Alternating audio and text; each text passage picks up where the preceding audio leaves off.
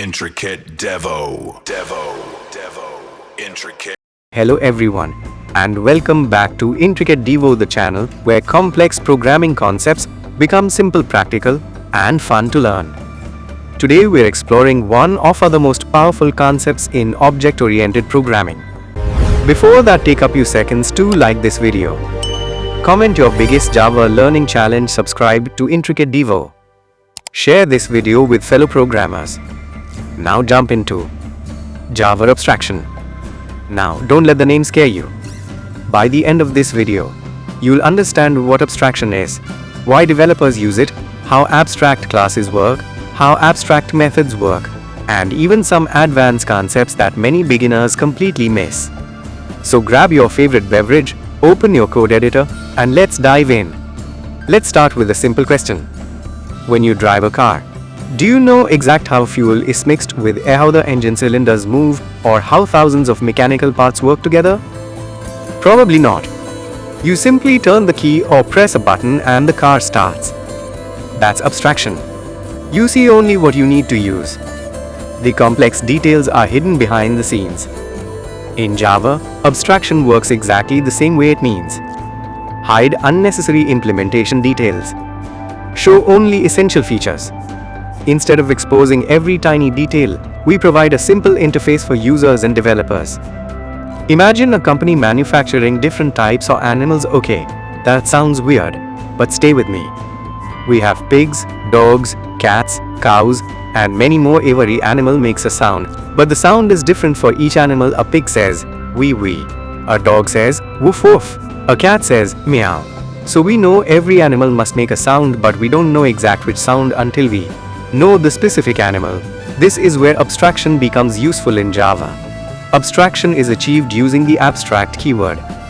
The keyword can be used with classes, methods. Let's understand both.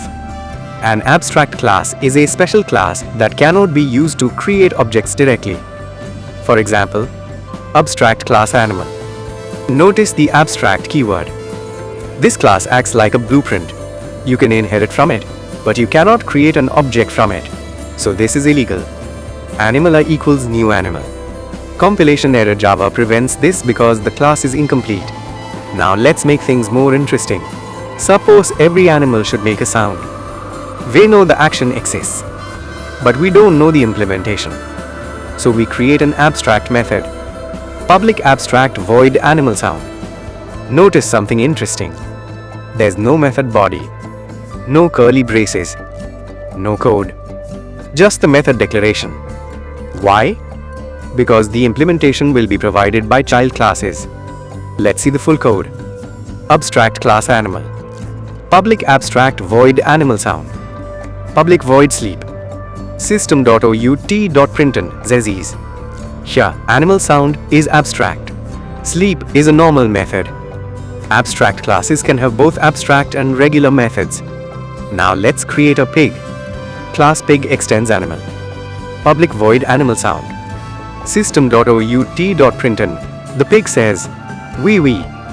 The pig class inherits from animal, and because animal contains an abstract method, pig is forced to implement it. This is Java's way of saying, you promised every animal can make a sound, so provide the sound now. Pig my pig equals new pig. My pig.animal sound. My pig.sleep. Output. The pig says, wee wee. Z's. Pretty cool. The pig class gets the inherited sleep method and provides its own implementation of animal sound. Here's the easiest way to remember abstraction. Imagine a job contract.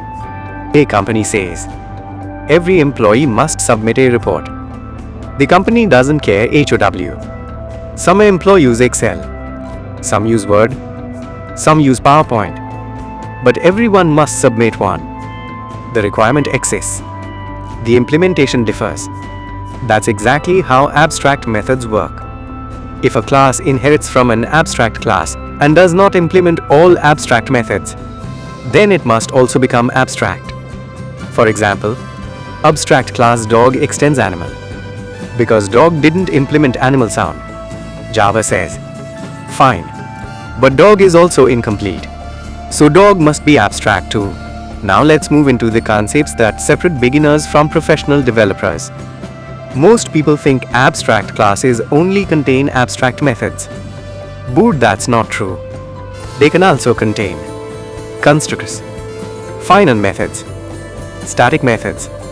Let's explore each one. Many beginners ask, wait, if I can't create an object from an abstract class, why does it need a constructor? Great question. Consider the abstract class. Abstract class vehicle, string type. Public vehicle, string type. This dot type equals type. System.out.println, vehicle constructor called. Even though we can't create new vehicle, the constructor still exists. Why? Because child classes use it. Subclass calling abstract class constructor. Class car extends vehicle. Public car, supercar. When we create car my car equals new car, the vehicle constructor runs first. Output. Vehicle constructor called. Even abstract classes participate in object construction. Sometimes developers want certain behavior to remain unchanged. For that we use final methods. Example. Public final void stop engineing. System.out.println, engine stopped safely. Because it's final. 8 override. Public void stop engineering. Not allowed. Child classes cannot override it. This guarantees important functionality remains consistent. Abstract classes can also contain static methods. Example. Public static void service routine. System.out.println, perform standard service. And we can call it directly vehicle service routine. Notice, no object needed. Static methods belong to the class itself. Let's see what happens. Vehicle service routine. Car my car equals new car. My car.start engineering. My car.stop engineering. Output. Perform standard service. Vehicle constructor call. Type car. Car engine starting. Vroom. Engine stopped safely. Everything works together beautifully. Let's summarize everything we learned today. Abstraction hides implementation details. Shows only essential information.